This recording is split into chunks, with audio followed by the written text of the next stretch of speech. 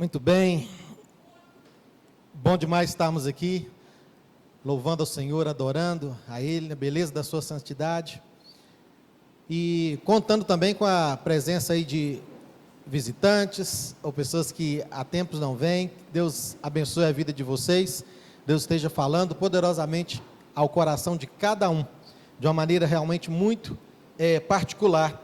Estava ali na última canção, sentado ali no meu banco, na minha cadeira, né? E comecei a orar, né? Coloquei a mão no meu coração, comecei a sentir tudo o que estava acontecendo no meu corpo. Coração acelerado, como está agora. Respiração também começou a ficar acelerada. A perna começou a dar uma tremida. E eu louvei a Deus, falei: Deus, nunca deixa isso passar. Nunca, nunca, nunca. Nunca deixa eu depender, né? Ou sem depender do Senhor.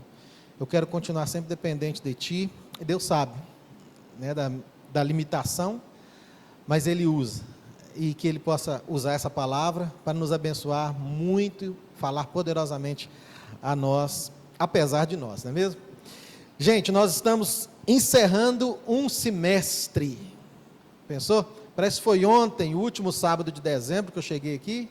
Estamos encerrando um semestre que eu anotei aqui, eu chamei de 3D, um semestre doído, duro, difícil, dificílimo, que Deus provou, né, a nossa fé, o nosso vigor, até o último instante, né, até a última gota, mas nós seremos, com certeza, no próximo semestre, no decorrer da nossa vida, nós continuaremos a ser provados também. Isso não acaba de maneira alguma. E nós precisamos, para poder romper diante dessas intempéries, né, da vida, intempéries, né, climáticas da nossa alma, né, que tem invernos violentos mesmo, verões insuportáveis. A gente precisa demais da vivacidade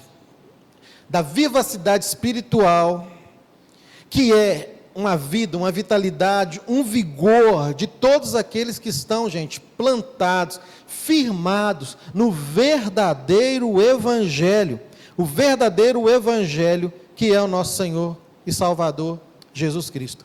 Por isso, bem-vindos a essa nossa nova série, que é Vivacidade, o vigor do Evangelho.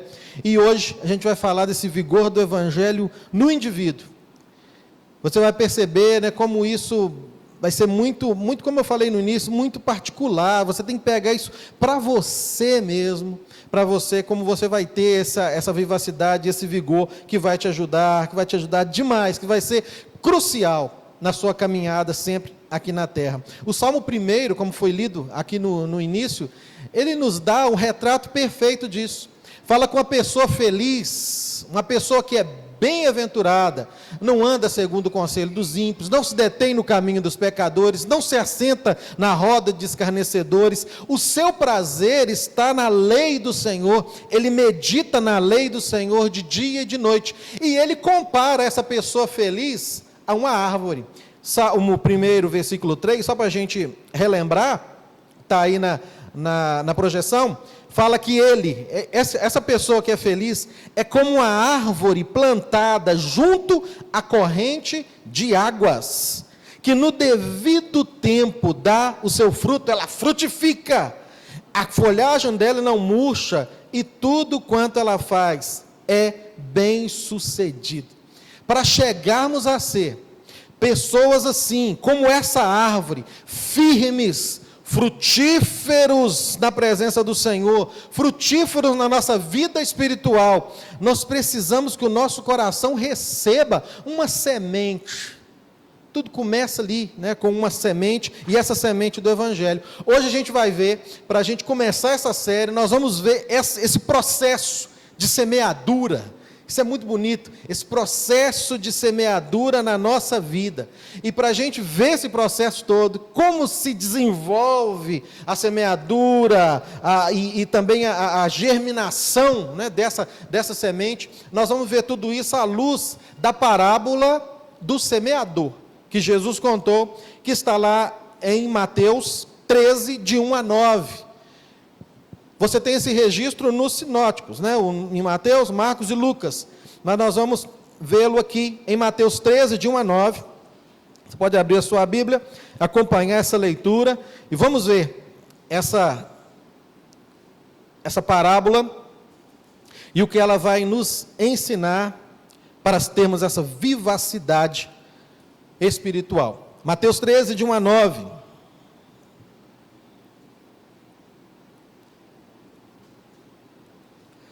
Diz assim a palavra de Deus: naquele mesmo dia, Jesus saiu de casa e assentou-se à beira-mar.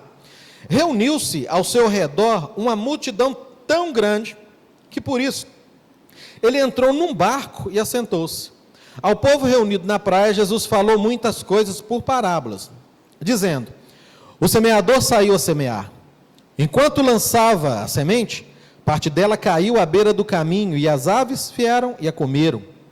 Parte dela caiu em terreno pedregoso, onde não havia muita terra. Logo brotou, porque a terra não era profunda. Mas, quando saiu o sol, as plantas se queimaram e secaram, porque não tinham raiz. Outra parte caiu entre espinhos que cresceram e sufocaram as plantas. Outra ainda caiu em boa terra, deu boa colheita, a 100, 60 e 30 por 1. Aquele que tem ouvidos para ouvir, ouça. Jesus aqui está falando para uma grande multidão, e ele está estreando, assim como nós estamos estreando essa série, ele está estreando uma série de parábolas que são chamadas de parábolas do reino de Deus. Parábolas do reino. Antes de entrarmos, propriamente dito, na parábola do semeador, a gente precisa entender o que é esse reino. Porque os discípulos não entendiam bem o que era esse reino. Afinal de contas, se é reino, onde é que está o rei? Se é reino, onde está a pompa, a proeminência? Onde é que está a grandeza? Se é reino, onde estão os exércitos? Onde está o poder bélico? Onde é que está a segurança? Se é reino, onde está o trono? Cadê o trono? A autoridade? Cadê o poder?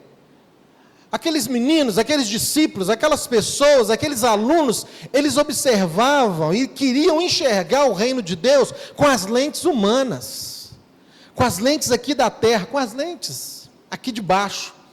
E Jesus estava trazendo para eles uma mensagem que não era daqui. Ele estava falando de um reino que não era um reino daqui. Porque o reino de Deus não pode ser visto com essas lentes humanas. O reino de Deus é isso aí que eu coloquei para você nesse slide. O reino de Deus é a presença de Deus no mundo, e é o seu governo sobre as pessoas. Antes de qualquer coisa, meu querido, você precisa saber isso. O reino de Deus é o governo de Deus, é a presença de Deus nesse mundo, é a soberania de Deus sobre todas as esferas desse mundo. Deus, o Senhor, governa sobre tudo, sobre todas as coisas. É o governo, é a presença dele em tudo isso, e é o governo dele na minha e na sua vida. Isso é o reino de Deus, sem precisar de um trono visível para ele se assentar ali, sem precisar de exércitos humanos, sem precisar de uma proeminência que vem de um poder que ele foi elevado por mãos de homens. Isso tudo vem porque Ele é, simplesmente Ele é. Ele é tudo em nós. Por isso Ele ensina na oração do Senhor: venha o teu reino, faça a sua vontade na terra como ela é feita no céu. Viver para o reino de Deus é viver a vontade de Deus. Vem esse reino como ele é feito aí no céu, que ele seja realizado aqui. E eu estou disposto a isso, eu me abro para isso, e aí a gente vive para o governo de Deus, para a presença de Deus. Isso é viver para o reino de Deus. E Jesus lança a mão de parábolas para explicar isso para os seus discípulos e também para ocultar dos outros, né? As parábolas tinham esses dois efeitos: ocultava de quem precisava de ficar oculto e revelava a verdade àqueles que Jesus queria que fossem alcançados. Tanto que essa parábola aqui, eles ainda não entenderam, e Jesus explicou, uma das poucas parábolas que Jesus explica. Nós vamos fazer uma dinâmica, vendo também a explicação de Jesus. Então Jesus usa parábolas para explicar o reino, ele faz comparações com o cotidiano, isso é muito bonito. Gente, eu estruturei isso, essa passagem, quando eu vejo essa passagem aqui na Bíblia, eu estruturei como uma moldura mesmo, de um quadro, que começa, né, com o semeador saiu a semear, o semeador e o seu propósito. Ele sai com um propósito, ele sai para semear, para jogar a semente. E nessa moldura, na parte de baixo, tem no final, né, dessa passagem, tem o resultado positivo dessa semeadura. Outra ainda caiu em boa terra, e essa que caiu em boa terra, assim, ela germinou e ela floresceu. Então eu vejo isso como uma moldura. Eu queria que vocês enxergassem isso também. Já está ali, né? Vocês enxergassem isso também. Porém, nessa moldura, entre essa introdução e esse desfecho, entre o semeador, o propósito dele, os resultados positivos da semeadura, existe uma tensão muito grande. São solos que essa semente chega e ela não vinga, ela não germina, ela não vai à frente, porque os solos não estão apropriados. A gente precisa passar um pouquinho sobre esses solos, antes de focarmos no semeador, na pessoa do semeador, antes de focarmos na semente, o que é a semente, e antes de focarmos na terra boa, o que é a terra boa. Vamos lá, vamos passar então pelos solos, que eu chamei, esses solos são corações, e eu chamei-os de coração insensível, coração inconstante e coração ocupado. São essas terras que receberam também da mesma semente, só que não vingou. Esse coração insensível, você pode ver aí, inclusive, o versículo e o versículo da explicação de Jesus. Coração insensível, versículo 4 do capítulo 13 de Mateus, diz assim: enquanto lançava a semente, parte dela caiu à beira do caminho, e as aves vieram e a comeram. Se você fica a sua Bíblia aberta, você pode ir no versículo 19, que você vai ver a explicação de Jesus para isso. Mas o coração insensível é aquela semente, é aquele solo que a semente ela fica na beira do caminho ali. É aquela pessoa que nem recebe a semente, nem recebe a palavra, ela não deixa que entre no coração aquela palavra, porque ela está muito distraída, ela não se comove com nada. Vamos na prática aqui, pessoas que vêm ao culto e não se comovem com nada, insensível, está indiferente. E eu queria que você prestasse atenção aqui, 2 minutos, nisso que está acontecendo agora. Quando você chega no culto e não se comove com nada, nada que se passa, que você está completamente indiferente. Você não quer saber, tudo te distrai. A mensagem que chega do celular, você está ligado naquilo, você quer saber o que a pessoa está querendo falar, você está preocupado com o franguinho da ilha depois do trabalho, você está preocupado com o jantar do namorado, que vai ser daqui a pouco, vai ser às 10 horas, como é que vai ser? Você está preocupado com qualquer outra coisa, você está distraído com qualquer outra coisa, e a palavra nem chega, a palavra nem entra, a palavra fica à beira do caminho. Pior, você não valoriza, é o retrato de quem não valoriza a palavra. de quem não valoriza o Evangelho, de quem não luta por aquilo, de quem entendeu o seguinte: isso aqui é uma grande diversão, vive como se fosse um parque de diversões mesmo, não entendeu que nós estamos em guerra, que existe um inimigo, e esse inimigo vem, e não tem nem luta. Perceberam que esse coração insensível, como ele é triste, a situação dele, a posição dele, não existe luta, não existe embate, ele deixa, o diabo vem, porque essas aves são o diabo, o Senhor falou no versículo 19, que você vê aí, essas aves são o diabo, que chega e já leva a semente, e vai embora, não tem nem briga, não tem embate, não tem discussão, não tem guerra, nada, está aí para você levar, pode levar isso aí, eu não estou nem aí para isso. Esse aí é o coração insensível a tudo que é o reino de Deus. Misericórdia, gente. Corações assim nunca receberão essa vivacidade que vem do Senhor. Coração inconsistente, versículos 5 e 6, diz assim a palavra: porque dela caiu, parte dela, caiu em terreno pedregoso, mas quando saiu o sol, as plantas se queimaram e secaram, porque não tinham raiz. A explicação está no versículo 20 e 21, você pode estar olhando aí. O inconsistente, esse coração inconsistente é diferente, ele já recebe a palavra. Já viram aquelas pessoas que nos apelos ela vai, ele é o primeiro aí? Quem quer vir aqui renovar uma aliança com o Senhor? Puf, a pessoa está aqui. A música tocou ali, está chorando. Que música linda, que bonita. Tem hora que... deixa pra lá. Mas são pessoas assim que recebem, mas fica no campo da emoção, ou do emocionalismo, vamos colocar assim, porque a emoção, a gente vive dela, e fica no campo da empolgação. Mas esse solo, esse coração, ele é superficial. Tem uma camada de terra que a sementinha entra. Só que um pouquinho para baixo está cheio de pedra.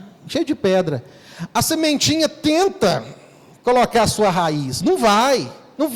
Ela começa a dar um brotinho, ela começa a sair uma folhinha, mas vem o sol, ela não tem raiz, a raiz não foi, pronto. Ela morre. Pessoas assim, queridos, recebe com alegria, recebe com emoção, mas depois não tem consistência. Chega a prova, e às vezes a prova nem é com ela. Eu tenho um caso na minha vida, na minha história, aí, que aconteceu comigo, na igreja, uma coisa assim, que foi bem complicada, mas eu estou aqui, continuei firme, e teve gente que tomou minhas dores e saiu da igreja. A luta nem foi com ela, foi comigo. Agora você imagina, gente assim, superficial, não aguenta a luta, não aguenta. As provas chegam e já a desviam. As provas chegam, a luta, o luto, a enfermidade, a dor emocional, o namoro que termina, não sei, alguma coisa acontece, acabou, não tem raiz profunda. O sol chega, ela seca e morre, logo desvia. E o coração ocupado, Mateus 13, 7 e o 22, a explicação, diz assim: outra parte caiu entre espinhos, que cresceram e sufocaram as plantas. O coração ocupado é aquele que a sementinha vai também, cai lá. Só que ela encontra, naquele lugarzinho que ela caiu, uns brotos de espinheiro, que crescem e sufocam. São as pessoas que recebem também a palavra, mas só que a palavra fica meio perdida ali, porque o coração já está cheio. Cheio de brotos, de espinheiro, o coração está cheio. E o Senhor explica que esses espinhos são os cuidados da vida, são as riquezas. Para usar uma palavra que nós estamos usando aí há vários há vários encontros, há vários sábados, são os ídolos que já estão no nosso coração. São os deuses que estão no nosso coração. Se tirá-los dali, acabou, não sobra nada mais. Então, o coração já está ocupado, não tem jeito, vem a semente aí do Evangelho, vai secar, vai morrer, vai se definhar realmente. Mas existe a boa terra, que acolhe a semente, a gente vai se prender nela. Ela acolhe a semente do semeador. Essa sementinha germina, ela dá um broto, flor, fruto, ela cresce, ela vive para a glória de Deus. E é aqui que nós vamos tirar as nossas lições. Tudo até aqui, essa semeadura, esses vários solos, aconteceu por quê? Porque o semeador, ele saiu a semear. Quem é esse semeador, gente? Quem é esse semeador?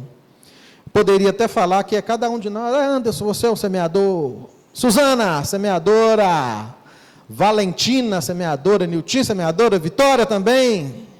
Até o Secaju, semeador.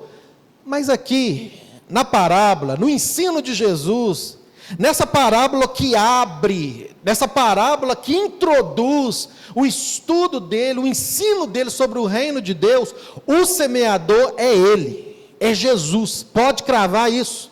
Na parábola do joio, mais à frente, no versículo 37, tem um versículo aí para você acompanhar, ele é mais claro nisso.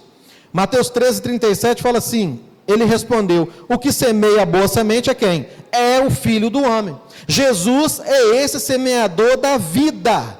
Jesus é aquele que semeia, que lança a semente. Jesus é aquele que está querendo ver fruto no seu e no meu coração. Jesus é aquele que nos dá a vida. E para mantermos essa vivacidade espiritual e termos esse vigor do Evangelho, queridos, nós não podemos esquecer 3 coisas. Fica com isso no seu coração. A primeira é a seguinte: para mantermos a vivacidade espiritual e termos o vigor do Evangelho, nós não podemos esquecer que tudo começa com Jesus, o semeador. Tudo começa com Jesus. Tudo. Por que começa com Ele? Porque Ele é tudo. Foi Ele que deixou a sua glória, a glória do Pai. Foi Ele que se esvaziou. O dono do campo é Ele, mas Ele tomou forma de servo. Prestaram atenção nisso?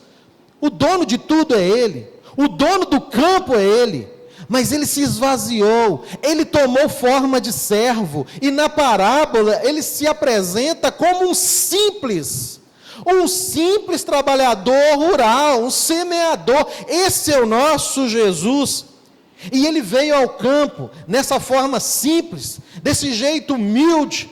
Ele veio ao campo, que é o mundo, para semear algo que é o maior tesouro da nossa vida.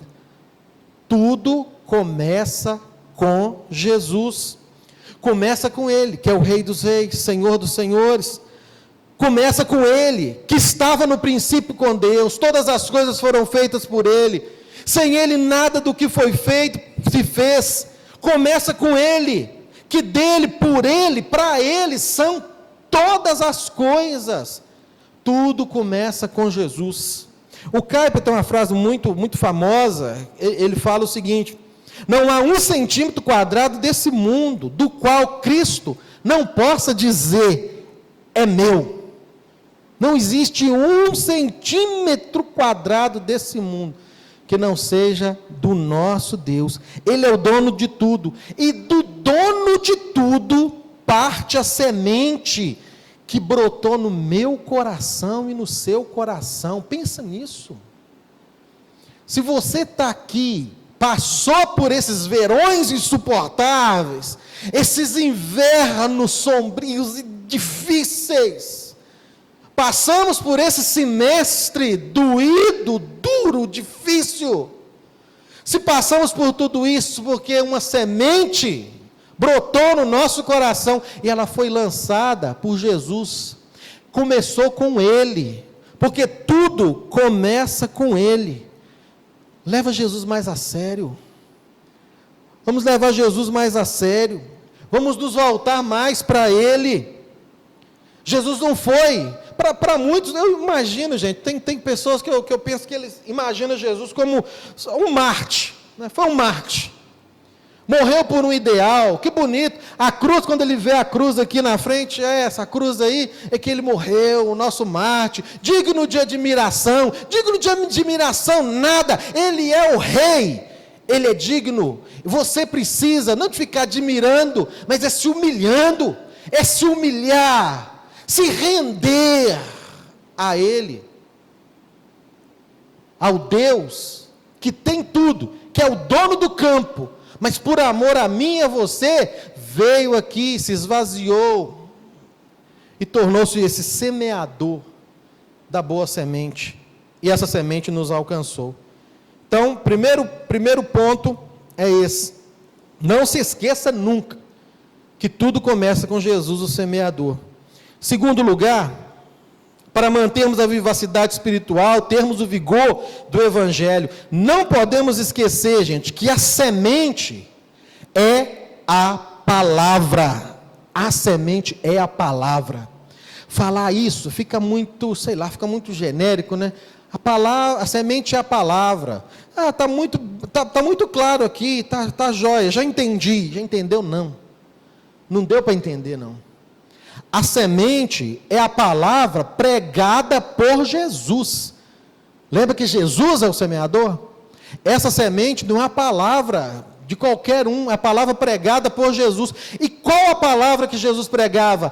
Qual era o evangelho que Jesus pregava? O que Jesus estava pregando no início desse seu ministério?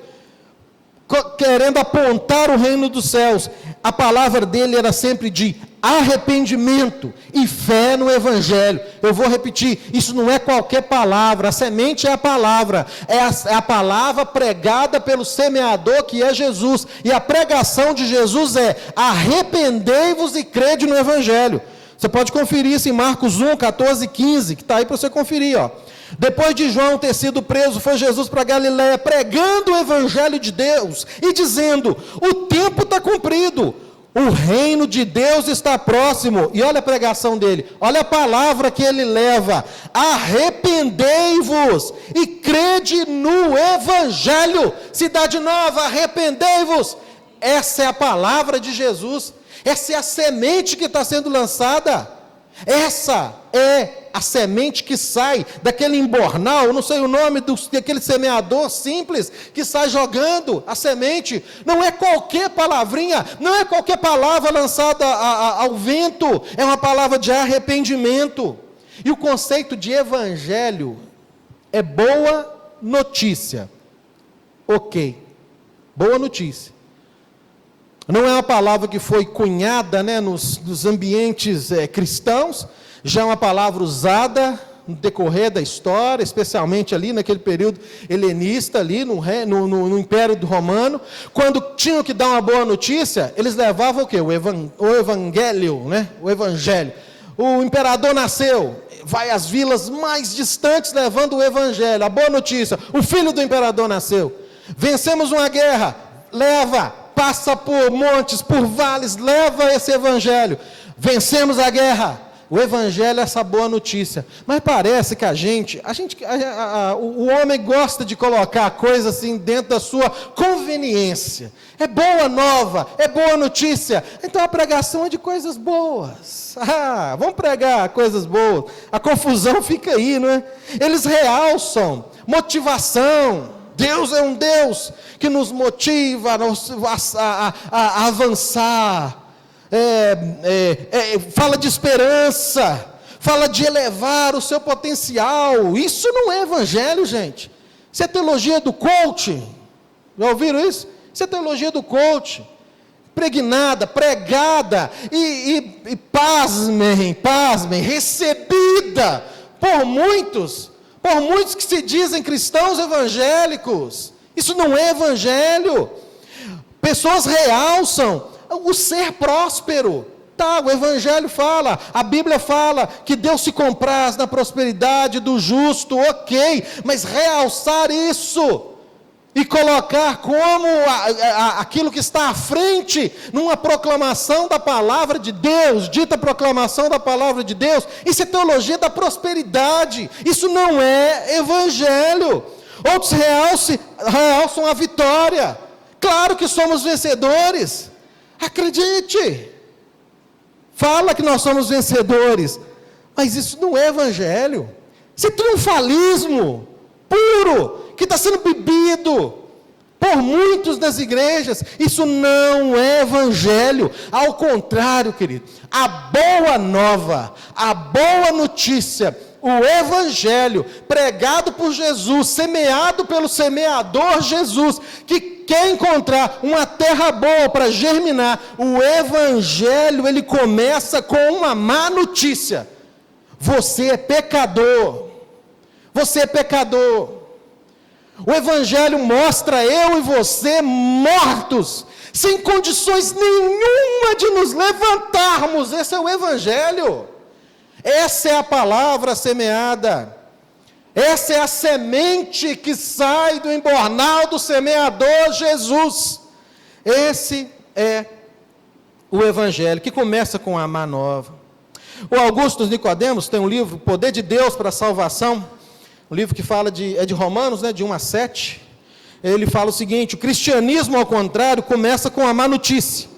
Você viola a lei de Deus desde a mais tenra idade. Você está debaixo da ira de Deus, que é poderoso para fazê-lo sofrer eternamente no inferno. É isso que o cristianismo começa dizendo, e nesse sentido, ele é único. É fácil absorver uma mensagem como essa?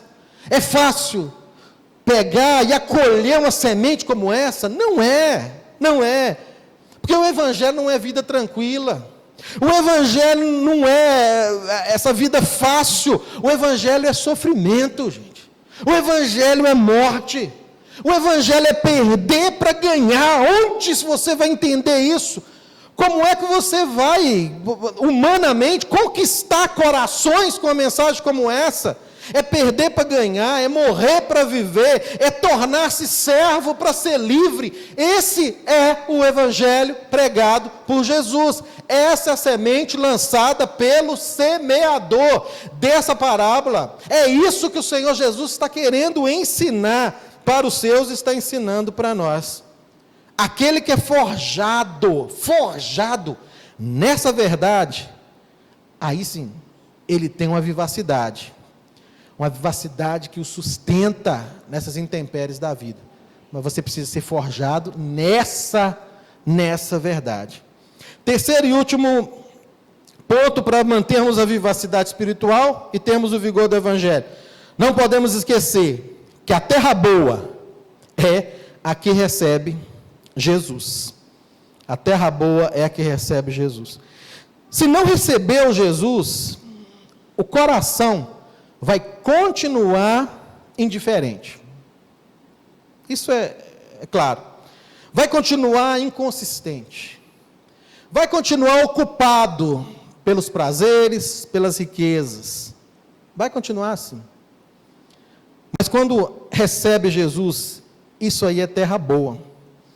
Terra boa, não porque nós fomos lá, aramos, adubamos, com o nosso conhecimento agrícola espiritual, divino, com o nosso curso, com a nossa força, com a nossa ciência. Não, essa terra ela foi preparada pelo Espírito. Uma terra que foi preparada pelo Espírito para receber essa semente. E que tira a indiferença, tira essa inconsistência e é ocupado por Jesus. O Espírito Santo, ele arranca os brotos de espinheiro. Arranca aqui os brotos de espinheiros. A imagem é essa, é um campo grande, o semeador vai jogando a semente. Algumas caem nos lugares ali que tem a pedrinha as pedras por baixo, né? Outros caem na beira do caminho, outras caem no lugar que tem os brotozinhos, né, de espinheiro.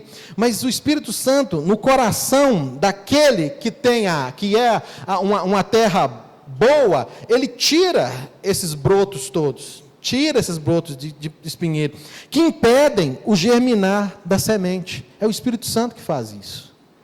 Vocês lembram do jovem rico?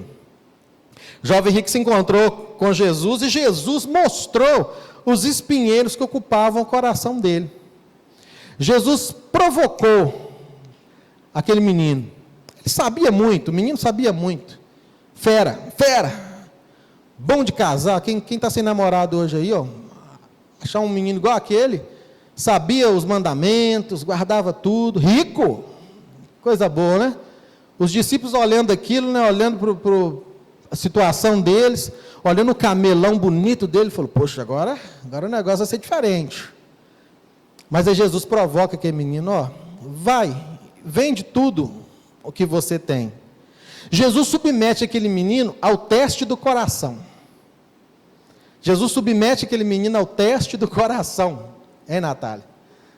Vai, vende o que você tem. Aí aquele menino, ele começa a pensar. Aquele menino viaja para dentro do coração dele. E lá dentro do coração dele, só tem as riquezas. Se eu tirar isso aqui, como é que vai ficar a minha vida? Se eu tirar isso, eu não vou existir, não vou conseguir existir. E ele sai triste, ele vai embora triste, ele não passa nesse teste do coração. Ele vê que o solo dele já estava ocupado, muito ocupado pelas riquezas, ocupado demais. A terra boa é aquela que está ocupada, meu querido, por Jesus, por nosso Senhor Jesus. A pessoa com vivacidade espiritual é aquela que, ao ser submetida a esse teste do coração, encontra o coração saudável, cheio de Jesus e do reino de Deus. Mas aí você me pergunta: mas Roberto, mas e o lazer? E o trabalho? E a minha família? Meus projetos? E riqueza? Né? Meus sonhos? O dinheiro, o alimento, as vestes? Sabe o que isso é chamado no reino de Deus? Chamado de demais coisas. Demais coisas. Jesus falou em certo momento que nós devemos buscar em primeiro lugar o reino de Deus e a sua justiça. As demais coisas, elas nos serão acrescentadas. As coisas necessárias para a nossa sobrevivência nos serão acrescentadas pelo Senhor. E essas coisas acrescentadas, preste atenção nisso, queridos, preste atenção nisso. Essas coisas acrescentadas tornam-se servas no reino também. Por isso as pessoas não entendem um gasofilaço aqui na frente como estava, pessoas vindo, depositando dízimo e tal, porque o dinheiro serve, o dinheiro é senhor dessas pessoas. Mas quando você foi alcançado pelo Senhor, o Espírito limpou o seu coração, e você tem o seu coração ocupado pelo Senhor, é a boa terra que germina, que cresce, que floresce, que frutifica, as demais coisas são acrescentadas, e o dinheiro é acrescentado, e o dinheiro não é senhor, o dinheiro é servo também, no ministério, é servo no reino, e você vem com generosidade, e você vem com alegria, e você vem com voluntariedade. Isso não dá para entender, mas dá para entender quem é do reino. O dinheiro é servo também. O trabalho, seu trabalho, você precisa, de fato, se envolver com aquilo, fazer da melhor forma, porque fazer de maneira excelente é próprio daqueles que estão no reino. Mas o trabalho, ele não é o seu senhor. O trabalho é servo junto com você no reino. Sua família, seus filhos,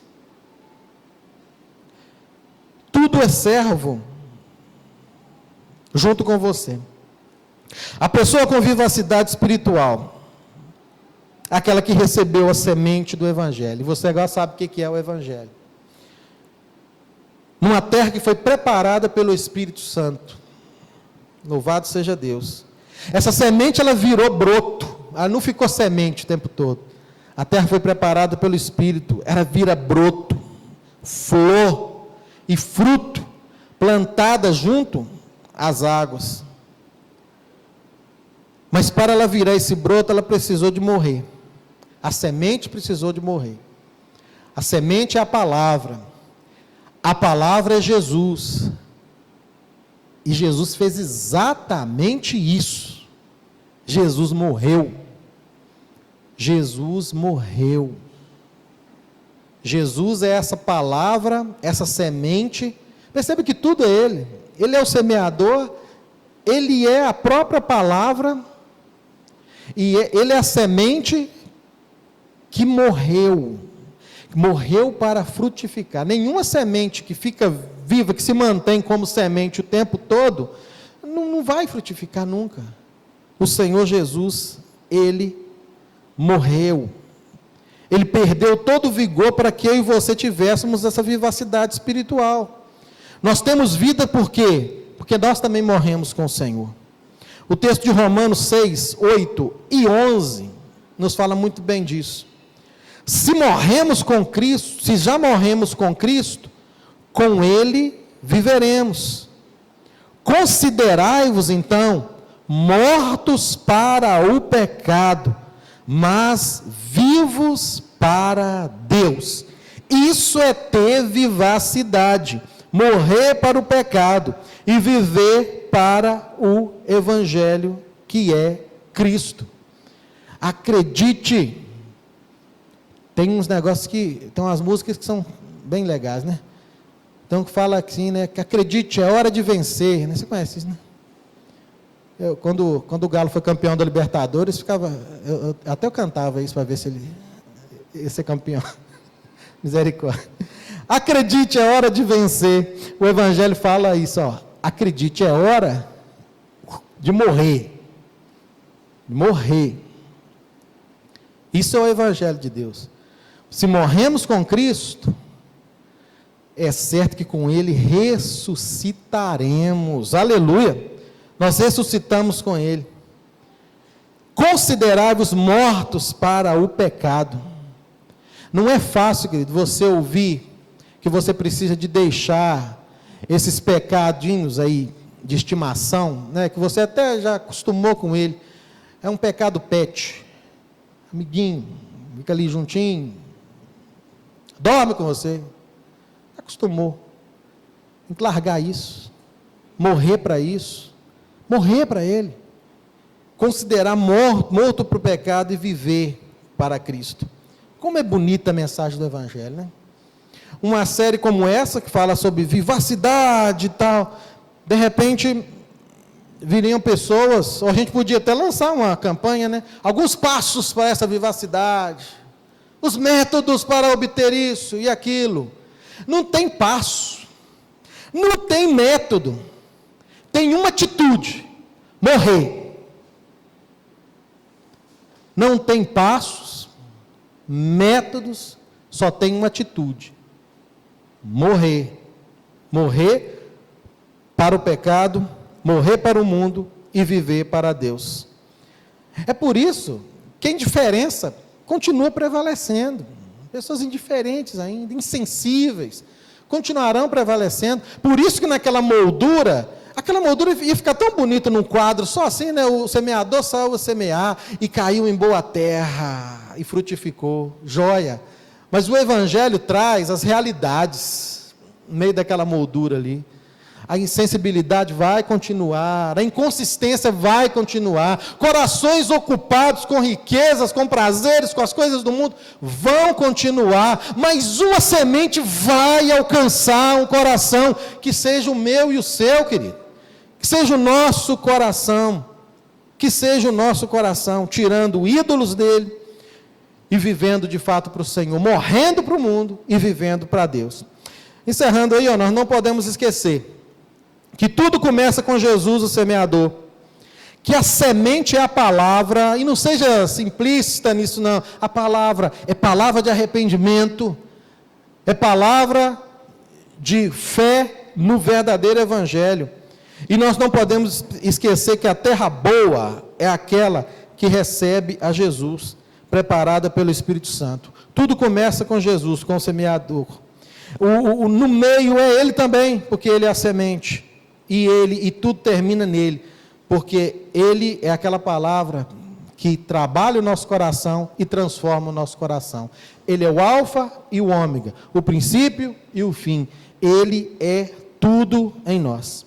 Irmãos, se nós não sucumbimos até aqui, diante das aflições, diante das situações que nós somos impostos, é porque nós fomos um dia plantados mesmo, plantados junto às águas, plantados junto a Cristo, mérito dele, mérito tão somente dele, feliz daquele que está junto às águas, que é Jesus. Agora, triste realidade de outros que continuarão insensíveis, inconsistentes e com o coração ocupado para os seus ídolos. Difícil falar para você, mas é a realidade. A esses, o fim que espera é serem cortados, lançados no fogo, e ser bem claro, no fogo do inferno, para queimar para toda a eternidade. Mas aqueles que estão com Cristo têm essa esperança viva, de encontrar com aquele que é o dono do campo, né? Não mais assim com aquele formato, né? Com aquele corpo terreno, mas com toda a glória na eternidade. Que o Senhor nos abençoe o nosso coração, que a gente tenha um coração sensível para a atuação do Espírito Santo em nossa vida. Deus nos abençoe. Amém.